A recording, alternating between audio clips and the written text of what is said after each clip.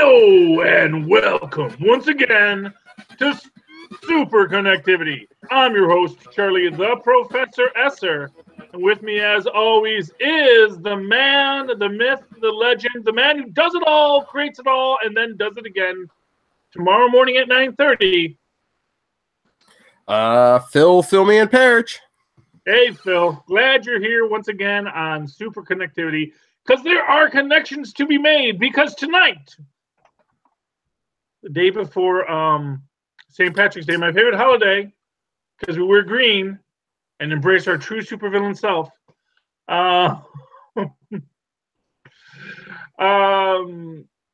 Today they dropped the final trailer for Infinity War. Oh yeah, bum bum bum, and it's exciting. It's cool. And put in a great joke at the end. That's why I love Marvel, because even though they're telling a clearly dramatic and exciting story, they still made room for comedy. Because we're using our made-up name. Yeah. Doctor Strange. Yeah. Oh, it's wacky. Yes. So, what did you think of our new trailer? Lots of team ups. I can't wait to see, Star-Lord with Iron Man. Of course, I guess Thor's got a big thing with Rocket and Groot. But the end with what everyone was talking about, Captain America Steve holding back Thanos. Yeah, well, that's the interesting question.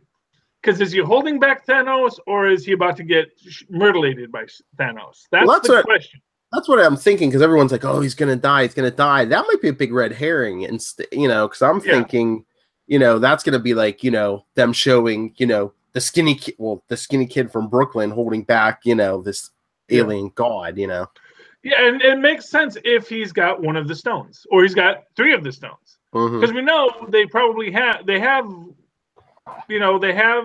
They have the Mind Stone, if nothing else. Although they do say that that's going to be removed from Vision. That Shuri removes it. We don't know how many stones Thanos has.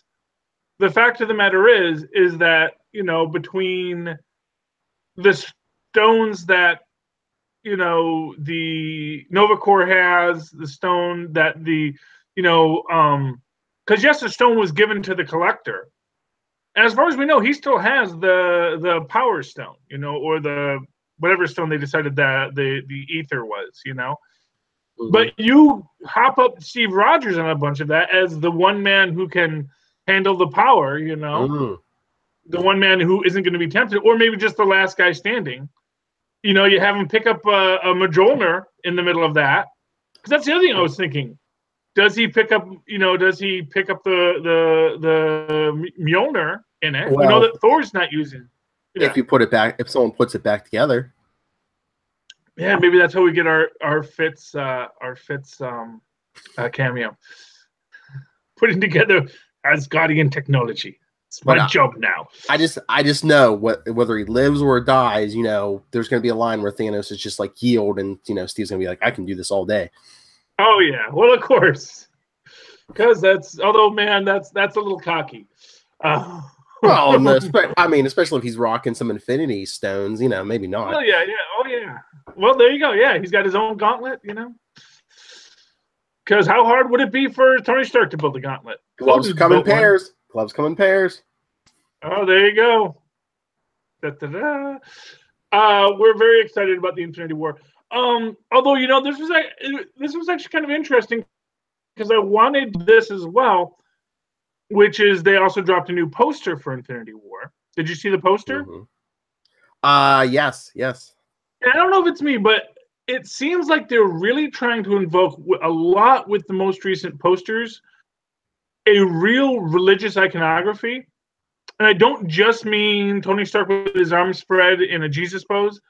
But I actually really feel that with the color schemes and the lighting, that they're really invoking, the type of rose window that you might see in a big cathedral. Maybe someone's going to sacrifice themselves for humanity. Mm. Or maybe someone rises to the next level of godhood.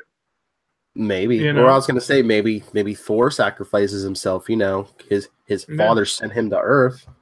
Yeah, well, you know, it's entirely possible.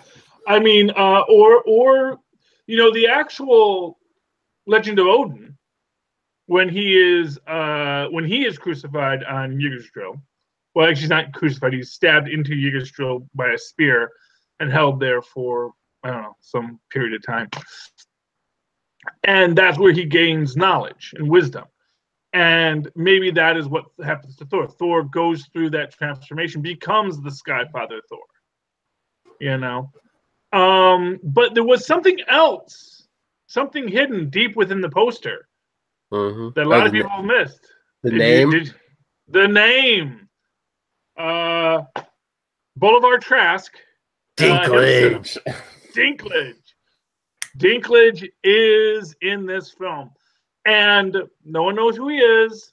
I have thoughts. I think they're not revealing that until the last second because I think that's going to give away the ending and perhaps the title of the next movie. Okay. And what is your theory? Dinklage is going to come in all red-haired, and at the end of the movie, they're going to be like, how do we stop Thanos? How do we stop Thanos? And he's going to be like, you guys want to stop Thanos? He's like, you need help from me and my friend Adam. And then there you go. They're bringing Adam Warlock, and, you know, at the end of the credits, they're going to have coming in 2019, Avengers Infinity Watch. Okay, entirely possible. A lot of people have pushed the Pip the Troll theory ever since Dinklage did go ginger for some role. Mm-hmm. And then we never heard anything else about that. So it is entirely the Pip the Troll. It's Pip the Troll, right? Yeah, yes. Pip the Troll is a strong possibility, and I think I could very much see Dinklage wanting to embrace that kind of a role of Pip, and I think maybe because he has done the drunken bon vivant before. But I think this one being a much more jovial bon vivant might be his take. Also, Pip has at times been depicted as something of a scallywag, which I think Dinklage is well known for. You know, so yeah, the Pip the Troll possibility is very strong. I'm still hoping that he's playing Boulevard Trask himself. Come on, man. Maybe we got some rights there. We'll see what happens. I mean, they already have like half the Infinity Watch already in place. Gamora and Drax were on there, so yeah. So I mean, it's a real possibility. So, but we don't know who's going to be playing Adam Warlock, or maybe Dinklage is Adam Warlock. There is the other theory. There is the other theory that he's actually just going to be a voice artist on it. For a CGI character. Well, because they do have all of the because of course all of the Black Order are CGI characters. Yeah. So you know, so he could be no jokes about the name. He could be playing Black Dwarf. You know, the super giant big guy. You know, he could be anybody. It's exciting to think. I actually think you're probably right. Especially with the ginger Pip the Troll hair thing that was long ago and everyone forgot about, and did that little reveal, and then everyone was like, "Oh, he's playing Pip the Troll," and then we heard nothing about it. No denials and no confirmation. And I mean, if he's playing, who else could he be playing that they'd still be keeping it this much of a secret? If he was playing like one of the Black Order, you think they would have said that by now? We're a month. Yeah, we're like almost a month out. Well, month and a half out. You think they would have said it by now? A lot of he could be playing Forbush Man. In fact, you watch that someone is going to put him in a Forbush Man costume on set somewhere. It's going to be a secretly released April 1st. You watch for that. April 1st, secret footage from Infinity War, and they're going to have Dinklage walking by, just like walking by like in a little trench coat, and they'll like have it flash. You'll see like the F on his chest with a little pot in his head. It could happen, man. I want that. I don't want it in the movie. I just want it as an April Fool's Day joke. Peter Dinklage is Forbush Man. Oh no, the best April Fool's joke is like they'd be like, "Oh look, we're finally getting the Fox crossover and have him like in a Wolverine costume or something." Yes, actually, oh, here's one. Do you know who Dinklage could be playing? Who? That you're never gonna guess. Well, you're gonna guess because you know me. He could be playing the Beyonder. Oh yeah. And here's what I'm gonna say. Here's the thing to think about. So you've got Thanos coming in there, big and strong, unstoppable Thanos, rah rah, brr. Hulk strongest one he is. No, Thanos strongest one there is. Yada yada yada. And then when all seems lost, what happens? A bigger fella shows up. Hmm. And what if the bigger fella is the Beyonder? What if the playing with Infinity Stones rips that hole right in the universe? What if some poor kid named Owen gets stuck in the middle of that at the start of it, and maybe that's where everything starts to go redonkulous? Oh, I thought you were going to say something about we're going to see Dinklage beating up on the Hulk. Oh well, because remember the Beyonder when the Beyonder doesn't start out in the Captain EO suit. Yeah. People forget that the Captain EO suit, that was like halfway through Secret Wars 2 that he actually gets the Captain EO suit. Mm-hmm. He's for the first half of everything. First off, he's just a disembodied voice, and later he takes on actually the Captain America form, Yeah. And then eventually becomes Captain EO Beyonder. So I think there's a real possibility that that Avengers part 5 or 6. Avengers Part 4 is Avengers Secret War. Oh, maybe, yeah. And they go to Battleworld, and that takes place on Battleworld. And you're going to see all these things with, like, Elders of the Universe maybe drawn in. Because maybe the Beyonder just decides to really make this a real Battle Royale, and we're going to get everyone. Ooh. We're going to get people from Scar. We're going to get people from,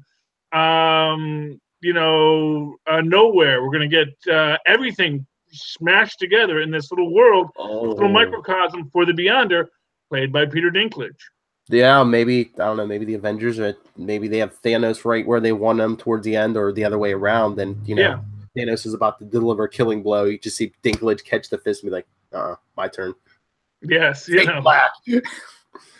Yeah, well, we'll see. Like I said, I don't know if we're going to see Dinklage in it. I don't know if he's going to be physically in it. And to that extent, then the red hair thing might be just a misdirect for it, But it is interesting also just to see one more notable Fox star coming over to the Marvel fold, because everyone knows if you were in a bad Fox movie, come to Marvel, we can redeem you. I mean, I think there's something big there because they're not saying who he is, and they still haven't name dropped the name of the next movie. So, yeah, and not only that, not only have they not said who he is, they did not announce that Dinklage was there. They just put his name on the poster. Exactly. This was not anything. And for whatever it is, he's big enough of a star and big enough of a name that his name got put on the poster. Oh yeah, I mean, with everything else he's done, but especially after Game of Thrones, unless it was like a big state secret, they'd be trumpeting, "Oh, we got Peter Dinklage."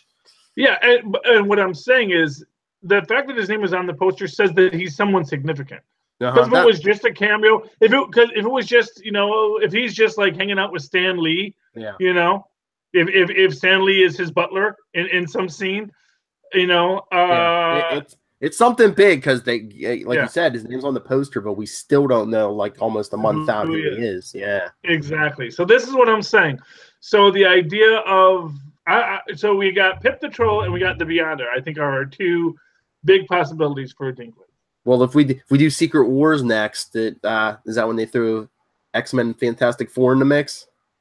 Well, if they have time, I doubt it, just because, or they might hint at it if everything has been cleared by then. But maybe we get a black costume. Oh yeah, maybe, yeah. But I was gonna say also maybe if the Beyonder does that, maybe that's where Captain Marvel gets drawn in, because Beyonder plucks her from a point previously in time, like he did with Doom. Mm-hmm. Oh, entirely possible. That accounts for the time. The movie was set in the 90s. Yeah, the 90s. That accounts for the time difference. Well, we're gonna have to see what happens. It's all very exciting. I'm very excited by it. Without a doubt, this is gonna be a huge movie. And game changer. It won't be a disappointment like some other team movies that we've seen. No, which I still haven't seen. I'm waiting for it to come on Netflix at this point. It came out on Blu-ray this week, so you should be able to rent it somewhere. Yeah, I should probably check see if it's at Redbox. Maybe I'll go rent it this weekend because Redbox, it's Blockbuster for the future.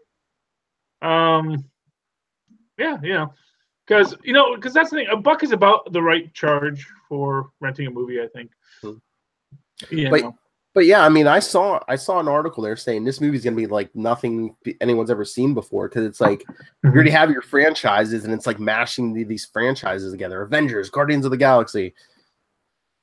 Yes, Thor, which now is a franchise. Who knew? One good movie and it's a franchise. Black Panther. Which is something someone had made the point of, is that we still don't know what Valkyrie and what Heimdall are doing in this film yet. Yeah. So that's an interesting question because they're not in the trailer, but they're so significant at the end of Thor. You'd think they got to be there somewhere. Well, plus, did you see that link I sent you this afternoon? Yeah, Hawkeye has his own solo story within the story. And that's something I think is going to be indicative of this. I think it's going to be a lot of mini quest stories. Yes. Basically, everyone's going to be on their mini quests until we get to our final boss battle. Now, the question is our final boss battle the next movie, or do they think they're getting the final boss battle at the end of this, and then Dinklage Beyonder shows up? No. That's the question that we're pushing for, and we only have a month to wait. That's the exciting part. It's all coming out. A little over a month because what's today? 16th, April 27th, isn't it? Yeah, but all the spoilers will be out long before then because they're going to have all the. I don't know because I mean the only ones who are going to see it are like the people go to the premiere and maybe some reviewers because I mean. Worldwide, worldwide, it's all everyone's. So where do you think these things come from? I know. But I just wonder. I mean, Disney's hiding its secrets with this movie really closely. Are there going to be like a bunch of non-disclosure agreements and? Well, I'm sure there are, but those aren't worth the paper they're printed on. And they're digital nowadays. I mean, I wouldn't want to. I think I'd rather face the Beyonder than Disney's lawyers. Yes, well, but it's all about. I mean, they have a couple $1 billion, man. They could take you to court forever. Like all crime, Phil, it's only a crime if you get caught. Well, I mean, if you're dropping state secrets, I think you're going to get caught. Well, yeah, if you're making it obvious and you're making it known you're the one who's doing it. Do it under an alias. Well, yeah, please, They had a kid threaten shooting up a school here in New Jersey not too long ago on Twitter. They still don't know who he was because it's completely anonymous. So if you want to go spread some spoilers out there, you can go on Twitter, create an anonymous handle for an hour. Take these spoilers with a grain of salt. A Twitter user with the handle Dinklage's red beard. Yes. Yeah. Dinklage is great. No. So that's that is that story. Now, in other news, we had some comic books come out, and we actually had a comic book come out last week that I did get around to reading, which is the latest Captain America. $6.99, yes. Yeah. I gotta say, if it's not all a ruse, I'm going to be really disappointed by this. Okay. Because it is just so... I know, it just seems too pat and too basic. It doesn't seem... the plot line doesn't seem strong enough. It seems like something's going on, yeah. Yeah, it's like everything is kind of tied up nicely at the end. It's like, Cap gets his war, and then... You know, then he gets to win the war and defeat the bad guy, and the Hulk is not going to be the Hulk anymore because he ran too long for too hot, because that's how that works. Sure, why not? You know, everything, you know, everything just seems a little too fanciful. That, you know, that the Thing has spent 20 years without sleep underneath the city, powering it. Yeah, I'm like, wait a minute, how the heck does that work? I'm like, I thought it was just his body that was mutated, you know, not like still needs sleep. Yeah, well, exactly. It doesn't make any sense. So that's why I'm thinking it has to be a fantasy in some way or another. It has to be someone is manipulating his mind in this way, trying to take him off the board for some reason, and that's going to be revealed shortly. You know, they're trying to. And what it might be, so here's your idea. It might be that they are trying to corrupt him. Maybe. Because we all know power corrupts. Absolutely. And if we can worry him, if we can basically make him live 1,000 lifetimes in this simulation where he becomes the leader of this world, and then, you know, has to come back and eventually, once he takes the power, things will get so desperate that he has to take power. And then once he takes the power, you know, he will have to make the hard choices that lead to corruption, kind of stuff. You know, I think that's where they have to be going with it. But if it's just he's just in the future, and you know, he's gonna go and you know, he's gonna find Reed's, you know, because the things that he got some stuff out of Big Brain's lab before everything went south. So it's, and here's a time platform, you can go back, yada yada yada. Prevent all this stuff from happening. I think that's just kind of ridiculous. I just don't think it's as good of a story as we would have expected from it. You know, it seems like the story would have seemed like it was kind of phoned in that case. So that's my opinion on this latest Captain America book. Did you have a different opinion, Phil? I agree with you. I just wonder if maybe Mark Waid had the rug pulled out from under him with this story, because I mean, remember our conversation with Peter David where he said, you know, they tell me nothing. So I just wonder if Waid had like a more long drawn out story planned, and they were just like, oh no, Marvel Refresh is coming. You know, you got to wrap this up by what, 700 or 701 or whenever his last issue is. You know, you got to wrap this up. Yeah. Well, you know, I think possibly, I kind of think maybe he knew he was supposed to be a palate cleanser. That they brought him on because, you know, not to, you know, because he is a classic guy, and I think he knew, because he's had his bite at Captain America. You know, he's already told his Captain America stories. I think he knows. I think he knew that, but I'm just thinking maybe he thought he had more time. Like maybe he thought he had another 6 months or something. Yeah, I mean, it's entirely possible. We'll have to see how it ends. We'll have to see what they do with it. But, you know, for right now, it's a little disappointing. But, you know, I mean, it's still an enjoyable story. It's just like there's nothing that really makes you go, oh, wow, this is a story I'm going to remember my whole life, you know? Like, if I was a kid and this was my first Captain America story, I probably would still think it was awesome because I was a kid. But, you know, it's not something that I would want to introduce an adult to Captain America. Now we also have we had Marvel 2-in-1. That was it. That, you know, that is an interesting story. Yes. Oh yeah. Marvel 2-in-1. We both read that one. We're going to be universe hopping, and we meet one of the Reeds, a Reed from Out of Time and Out of Space. Old Man Richards. Old Man Richards, and Galactus has eaten everything, which doesn't make that much sense. Well, we promised not to eat the Earth, so like the only thing left is the Earth and the sun. It appears. Yeah. But who defeated Galactus and basically took his place? Doom. Yeah. Yep. Doom did. Although you gotta say, really, the Ovoids could have defeated Galactus all those years ago. I know. It's like, really? That's all you had to do was just switch brains with it?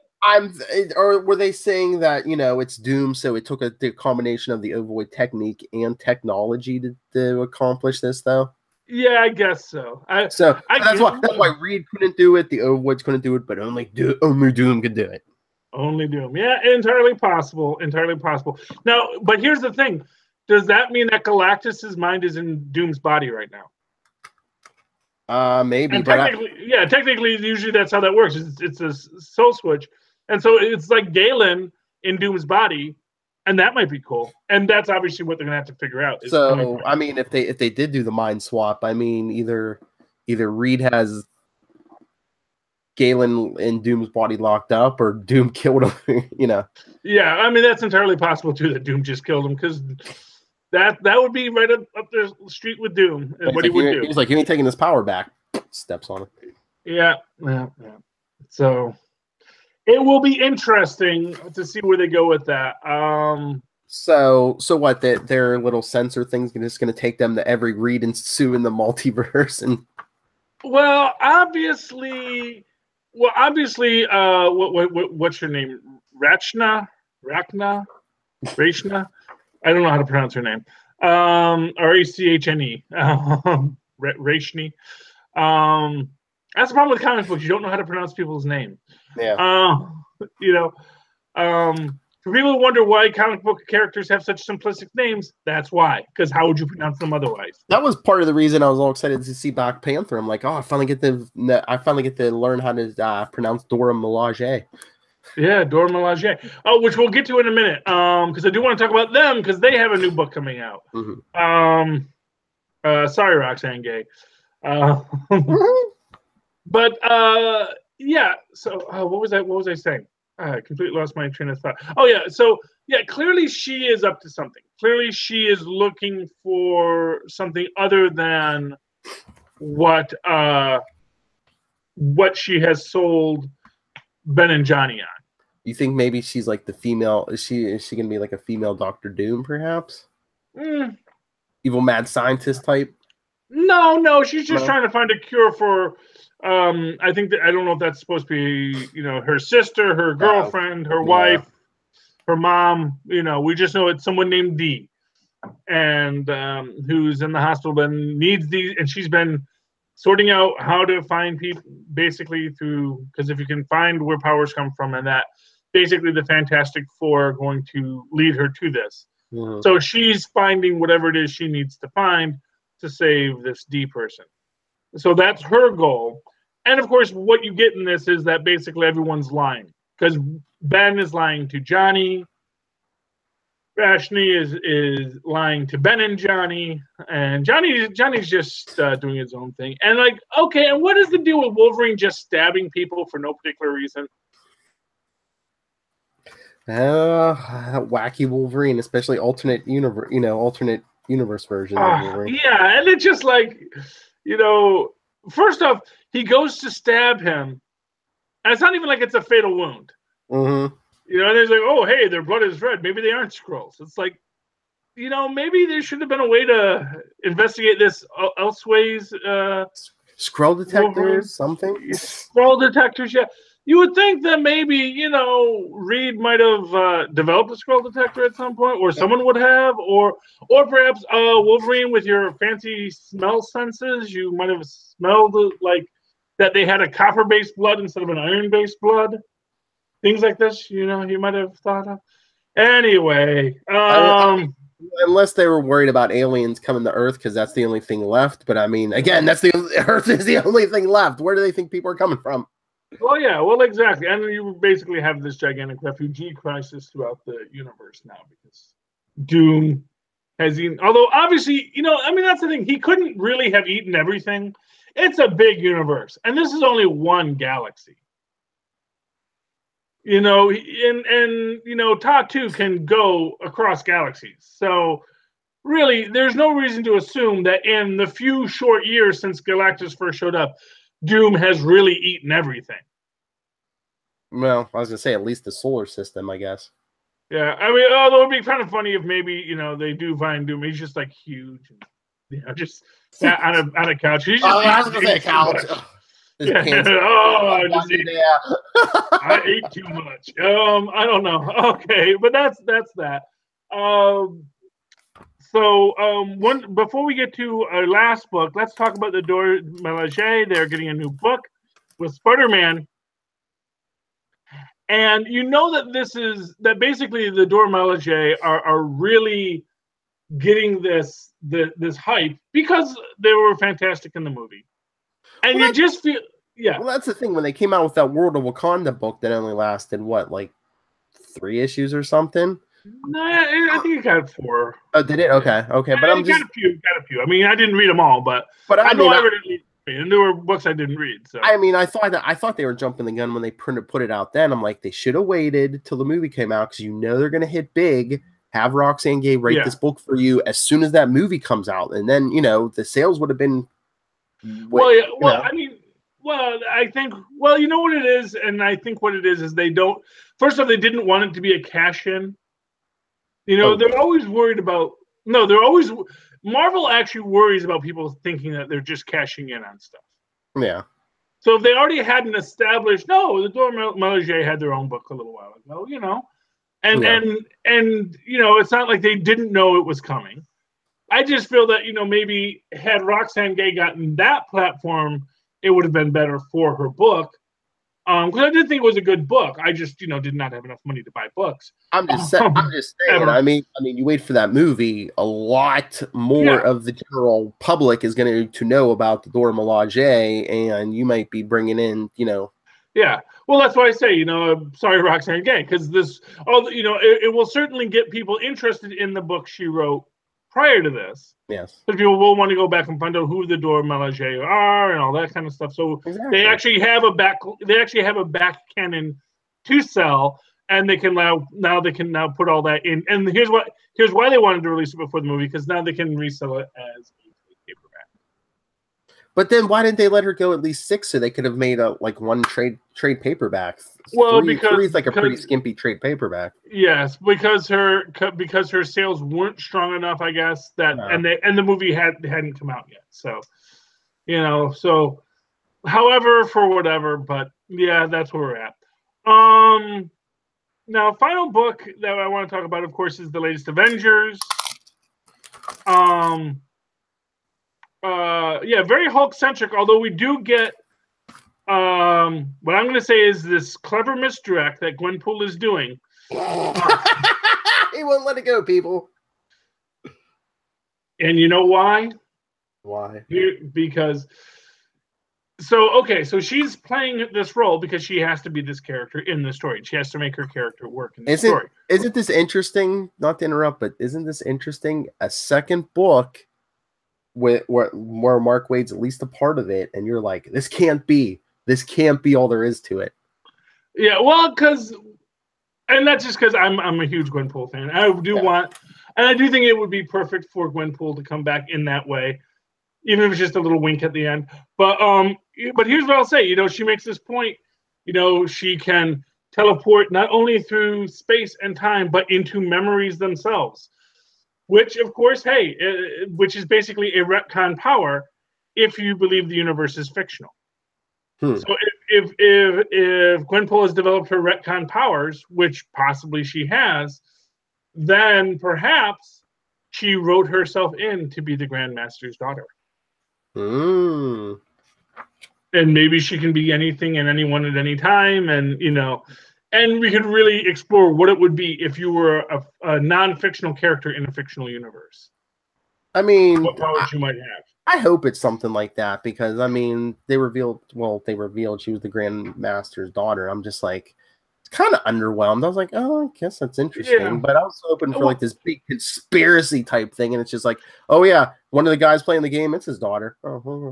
Yeah. I mean, the ace in the hole. I mean, it's a little pat, like you say. It's one of these things where if that's all there is to it, it's not that impressive. It's sort of like, if Tony Stark's real parents were just two people you never heard of, a random spy and like some music singer. Bendis! Yeah, exactly. We're trying to get rid of that. So I'd like to think that there's more to the story than that. I'd like to think that it is going to be that there is more to the story. That what she's going to be is, and here's what I'll say. And here's what I'll say it's established that there are children of the Elders of the Universe. That was established in the Collector's first appearance. You meet the Collector's daughter. She does eventually die, but he did have a daughter early on. I think the Gardener might have had a daughter at some point. I'm not sure about the Gardener, but I think they did. So, and these people have lived thousands of years. It makes sense that maybe they're going to have a kid somewhere along the line. Heck, I'm sure the Champion's got lots of kids that he doesn't even know about. You know, I'm just saying, he's a big, buff, muscular guy. Looks like Randy Macho Man Savage. I'm sure the Gardener has kids. I mean, planting seeds all over the universe, man. Exactly. But my point is that to take that role and to have it be something that we can reference back to an old comic book, like the original appearance of the Collector and his daughter, it kind of speaks to this idea of a comic book fan creating this character for herself to play. You know, if I'm going to be in this universe, how can I be in this universe? You know, it's like, well, you know, and she's like, well, I could retcon myself into being an actual member of the Avengers, but that actually won't work, will it? But what if I retcon myself somewhere else? What if I retcon myself into being the Grand Master's daughter, and then I can retcon myself into the Avengers that way and have a big character arc in the end. You know, because it's all about the character arc for Gwenpool. She knows that. She understands that. So I'm still saying this is Gwenpool. You can't fool me. You can't fool me with this Avengers No Surrender. I'm not surrendering my Gwenpool yet. That's my thoughts, Phil. Also, I thought the Hulk is way too overpowered, but the Hulk is always way too overpowered. Well, I mean, they're pushing that immortal Hulk thing now, where, you know, they even went over all the times, you know, people thought he was dead, and, you know, why he's not dead. Yes, just let me be dead for once, you know. Yeah, I mean, you know, but it's, I guess, you know, this is always my problem with the Hulk is, and this goes back to this idea of Thanos, you know, like if you have Thanos be this guy who is like coming off as undefeatable, if you're having this character warp everybody, it's like, that is not interesting to me. You know, I never want to see Superman just beat people up. Yeah. I want to see Superman, you know, getting punched and bleeding, and, you know, it's great that he's super powered and we know he's going to win, but I want to see that struggle. I want to see when you have a character be too overpowered and then just burn through a bunch of people, it ruins the character for me. Well, it's not interesting to me to have the Hulk do that. Yeah, well, I think that's why they gave Superman that weakness to, like, magic and the supernatural, because it's like, kryptonite's not enough. Well, Superman does not have a weakness to magic. He is just as susceptible to magic as any other non-magic user. Yes. It's not a weakness. It's just he's not immune to it. Yes. There's a difference. It's, you know. In the same way that you don't describe, you know, bullets as Wonder Woman's weakness. It's not really a weakness. Everyone has a weakness to bullets. It's just that they do not have a special protection against it. Yes. Vampires can bite and pierce Superman's skin, but they're basically chomping in the blood that's like full of solar radiation now. So. Oh yeah. Well, you don't want to. No. That's not good for vampires. Okay, but yeah, and that's my take on the No Surrender arc. They're way to lull people into thinking, oh, see, that's the mystery. It's like, no, there's going to be a mystery on top of that. Mark my words. Oh. So the only two people are going to be left on the Earth there. Well, the only things going to be left on the Earth at the end are cockroaches, Hulk, and Wolverine, huh? And what? Oh, Wolverine. Well, no, Wolverine only has power when the spirit of Gaia is within the Earth. Oh. The spirit of Gaia is no longer in the Earth, and all the people are gone from the Earth. Wolverine will no longer live forever. He is a what's the word I'm looking for? He is a avatar of Gaia. Mm-hmm. So his powers are tied to the health of the Earth itself and the spirit of the Earth itself. We learned that in was it Hitch's run on Fantastic Four? Or no, Millar's run on Fantastic Four.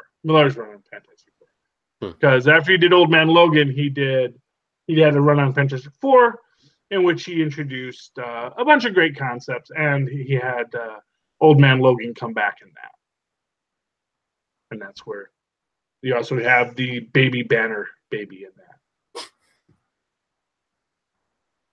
Anyway, yeah. So that's that, yeah. But yeah, I also didn't like the Hulk beating up the planetary defense system character, and like I said, you can't make the Hulk that powerful. No. Anything else you want to talk about tonight, Phil? No, I think that's it. I think that's everything we had. Because tomorrow we'll get to do more tomorrow on Capes and Lunatics with the triumphant return of Lilith Hellfire. Yeah, we missed her. Yeah, Maz was real sorry. He partied a little too hardy the night before and could not make it in. No problem with me. I just really wanted to pod with him. We'll have to get that. Well, I told him that if ever wants to, he has a standing invitation. Yes. So, I would love to see him have him come back. Okay, Phil, how can people find you? If you want to get a hold of me, especially any interviews for Capes and Lunatics or any business, nightwingpdp@gmail.com. On Twitter, I am at nightwingpdp. And remember, you can get a hold of the Capes and Lunatics, capesandlunatics@gmail.com. Or on Facebook. We're on Twitter at Capes Lunatics and at CL Sidekicks. And the voicemail 614-382-2737. That's 614-38-CAPES. Tell us what you think of Charlie Esser's theories.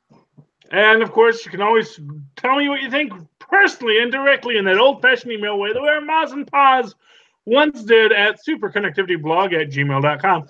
That's superconnectivityblog, all one word, @gmail.com. And, of course, follow me on the Twitters as I live tweet Legends of Tomorrow maybe sometime. And that Agents of S.H.I.E.L.D. shows, as long as it's still on. And things like that. At Charlie Esser, that's CharlieEsser. Look for the two E's in the middle for quality. Thank you for connecting with us, ladies and gentlemen. Please, super connect with us again. Good night. Good live tweet Agents of S.H.I.E.L.D. tonight. Yes, I'm going to try to. Nice. Got to put Twitter on my phone again. Brand new phone. Ooh, it's nice. LG. Yes. You said last week you were going to get a new one. Ooh. Yeah, LG Venture. Nice.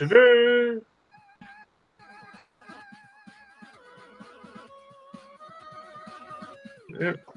Oh, yeah, see? I was reading on the Marvel app. Remember, everyone, give them the dinklage.